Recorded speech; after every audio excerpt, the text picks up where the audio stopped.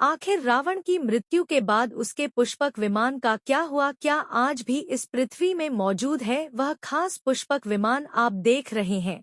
Knowledge of history तो चलिए अब करते हैं ज्ञान की बात। वीडियो में आगे बढ़ने से पहले हमारे चैनल को सब्सक्राइब अवश्य करें और बेल आइकन जरूर दबाएं। वाल्मीकि रामायण में इस बात का वर्णन मिलता है कि पंचवटी आश्रम में माता सीता का हरण कर रावण पुष्पक विमान से लंका की ओर उड़ चला था और रास्ते में जटायु ने माता सीता को बचाने की कोशिश की। जटायु ने पुष्पक विमान में सवार रावण पर हमला किया, लेकिन रावण की ताकत के आगे मजबूर वो माता सीता को बचा नहीं पाया। हाल फिलहाल में जब सेतु टीम ने श्रीलंका में रावण के अस्तित्व को ढूंढने की कोशिश की तब उन्हें वहां कहीं सारे हवाई पोर्ट भी मिले, जिससे ये साफ जाहिर हुआ कि उस समय भी पुष्पक विमान था और रावण उन्हें विमान पुतों का इस्तेमाल करता था। कहा जाता है कि पुष्पक विमान आज के विमान से कहीं ज्यादा एडवांस था। पुष्पक विमान के जरिए ही रावण हवाई मार्ग से सफर किया करता था। वही पौराणिक कथाओं के मुताबिक पुष्पक विमान को विश्वकर्मा जी ने बनाया था और इसे उपहार स्वरूप उन्होंने ब्रह्मा जी को सौंप दिया था और कहा जाता है कि ब्रह्मा जी ने ये विमान स्वयं कुबेर को भेंट कर दिया था। कहा जाता है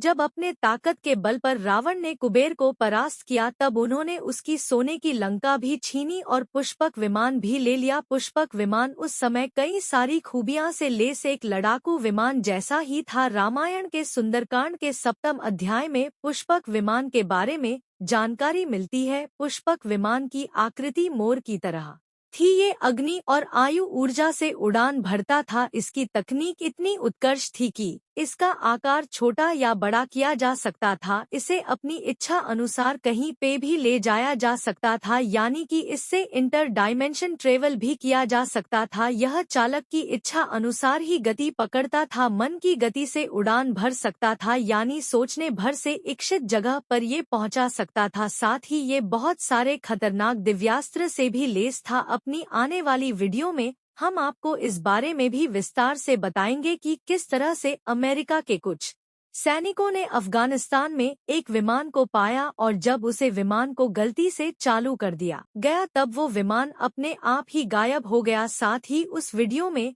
नासा ने किस तरह से विमान शास्त्र और पुष्पक विमान की सहायता से अपनी कई सारी सैटेलाइट बनाई, उस बारे में भी विस्तार से बताएंगे। लेकिन अब यह जानते हैं कि आखिर रावण की मृत्यु के बाद उसके पुष्पक विमान का क्या हुआ। कहते हैं प्रभु श्री राम ने जब रावण का वध किया और लंका पर विजय पाई तब युद्ध के बाद भगवान श्री राम ने विमान का पूजन कर ये दिव्य विमान कुबेर जी को वापस सौंप दिया था।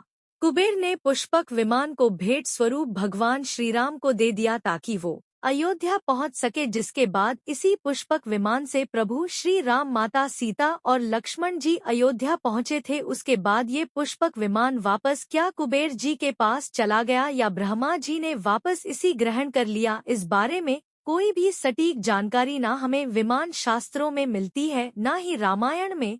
लेकिन हो ना हो यह वापस ब्रह्मांड के सर्जनकर्ता यानी ब्रह्मा जी के पास अवश्य ही वापस लौट गया होगा। इसके बारे में आपका क्या विचार है कमेंट बॉक्स में हमें जरूर बताएं। वीडियो अगर आपको अच्छी लगी है तो लाइक करें, हमारे चैनल को सब्सक्राइब करें और ज्यादा से ज्यादा शेयर भी करें।